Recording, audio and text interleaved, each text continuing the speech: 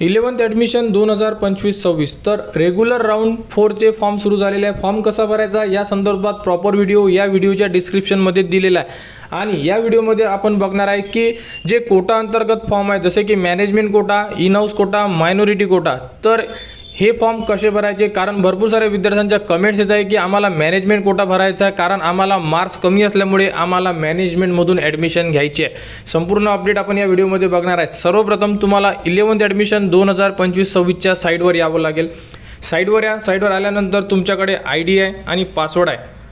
Log इनला click करा, त्यानंतर ID टाका, पासवर्ड टाका आणि साइन इनला क्लिक करा। कारण आपण जो फॉर्म फिलअप करणार आहे तो फॉर्म आपण आपल्या लॉग इनमधूनच फिलअप करणार आहे आणि रेग्युलर राऊंडचा जो मेन फॉर्म आहे त्याबद्दलचा व्हिडिओ सकाळी आपल्या चॅनलवर देण्यात आलेला आहे आणि तो व्हिडिओसुद्धा या व्हिडिओच्या डिस्क्रिप्शनमध्ये देण्यात आलेला आहे। त्या प्रकारे तो व्हिडिओ बघून तुम्ही तुमचा फॉर्म फिलअप करू शकता।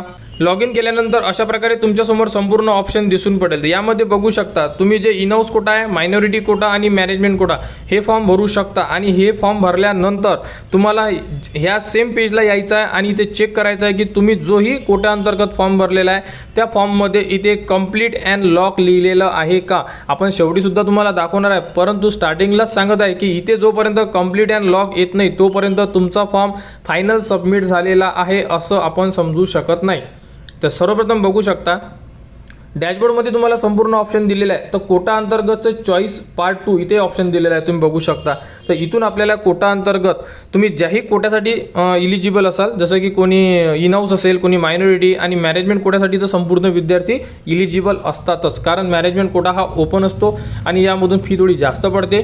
जर तुम्हाला कोणत्या कॉलेजला ॲडमिशन घ्यायची आहे तर तुम्ही तिथे जाऊन इन्फॉर्मेशन घेऊ शकता की सर आम्हाला फी किती लागणार आहे आणि त्यानंतरच तुम्ही ते कॉलेजचा फॉर्म म्हणजे मॅनेजमेंट कोट्यामधून तुम्ही फॉर्म भरू शकता। तर सर्वप्रथम बघू शकता 3 ऑप्शन आहे, इन हाऊस, मायनॉरिटी आणि मॅनेजमेंट।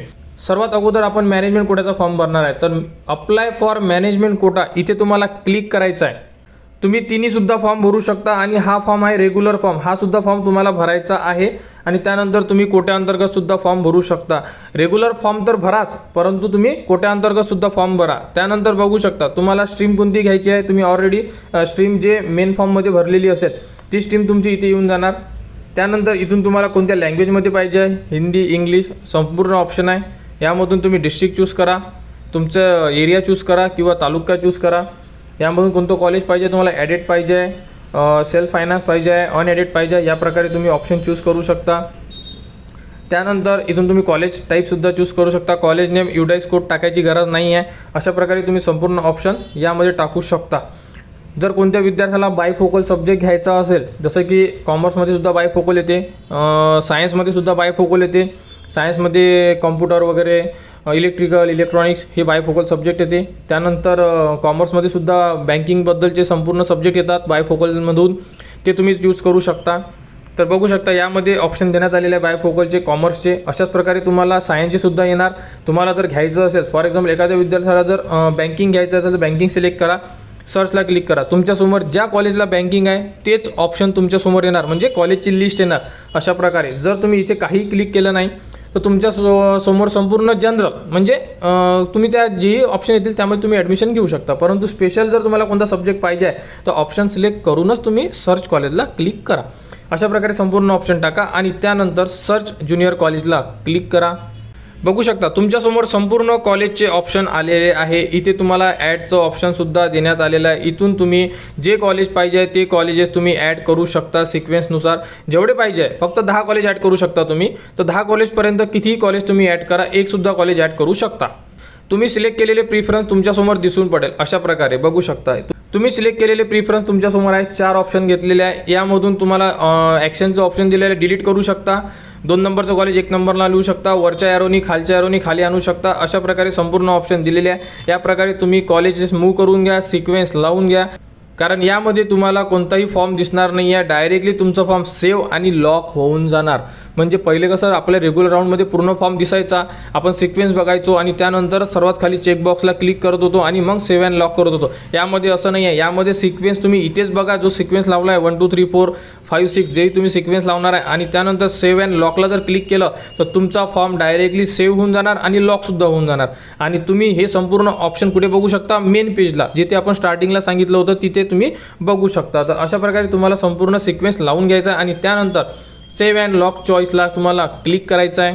त्यानंतर बघू शकता मेन पेजला आल्यानंतर आपण कोणता फॉर्म भरला, management quota complete and lock. या विद्यार्थ्याचा फॉर्म फायनल सबमिट झालेला आहे आणि यांचा नंबर लागण्याचे चान्सेस जास्त आहे, कारण की यांचा फॉर्म कंप्लीट आणि लॉक आहे. तुम्ही जोही फॉर्म भरणार या 4मधून तुम्हाला सबमिट झाल्यानंतर चेक करा की कंप्लीट अँड लॉक ऑप्शन आहे का, असेल तरच तुमचा फॉर्म फायनल सबमिट होणार. त्यानंतर इन हाऊस कोट्याला आम्ही नॉट इलिजिबल आहे, मायनॉरिटी कोट्याला आम्ही नॉट इलिजिबल आहे. का बरं हे सुद्धा तुम्हाला दाखवतो. बघू शकता जो आपण फॉर्म फिलअप केलेला होता त्यामध्ये जो पार्ट 1 होता, ज्यामध्ये आपण संपूर्ण रजिस्ट्रेशनची प्रोसेस कंप्लीट केलेली आहे, त्यामध्ये तुम्ही जे लॉक अप्लिकेशन फॉर्मला क्लिक करा पार्ट 1मध्ये. यामध्ये आल्यानंतर बघा मायनॉरिटी कोड्याला आम्ही नो म्हटलेला आहे आणि इन हाऊस कोड्याला सुद्धा नो म्हटलं आहे, त्यामुळे आम्ही इलिजिबल नाही आहे. ज्या विद्यार्थ्यांनी इथे यस म्हटलेलं असेल कोणत्या फॉर्ममध्ये, पार्ट 1मध्ये लॉक अप्लिकेशनला क्लिक केल्यानंतर मायनॉरिटी इन हाऊस बघा, इथे जर नो असेल तर तुम्ही फॉर्म भरू शकत नाही. इथे तुम्हाला यस असेल तरच तुम्ही त्या फॉर्ममध्ये फॉर्म फिलअप करू शकता. मॅनेजमेंट कोटा ओपन आहे, त्यामुळे कोणीही फॉर्म भरू शकते, मी अगोदरच सांगितलेलं आहे. तर अशा प्रकारे तुम्ही तुमचे फॉर्म फिलअप करू शकता. यामध्ये कोणाला कुठेही अडचण असेल तुम्ही कमेंट्स करा. रेग्युलर राऊंडचा व्हिडिओ ऑलरेडी दिलेला आहे, तो व्हिडिओ बघून तुम्ही तुमचा रेग्युलर राऊंडचा फॉर्म भरा.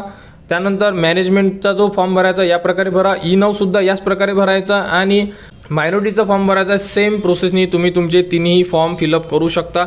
फक्त एकच आहे, सबमिट झाल्यानंतर मेन पेजवर या आणि मेन पेजवर कंप्लीट अँड लॉक लिहिलेलं असलं पाहिजे. तर 11th ॲडमिशन 2025-26 साठी या प्रकारे तुम्ही तुमचे फॉर्म फिलअप करू शकता. तर लवकरात लवकर आपले फॉर्म फिलअप करा आणि कुठेही अडचण असेल तुम्ही कमेंट्स करा. कमेंट्सवर तुम्हाला संपूर्ण माहिती दिली जाणार. आणि 11th ॲडमिशनच्या पुढील अपडेटसाठी चॅनलच्या कनेक्टमध्ये राहा, चॅनलला सबस्क्राईब करा व हा व्हिडिओ इतरांपर्यंत शेअर करा.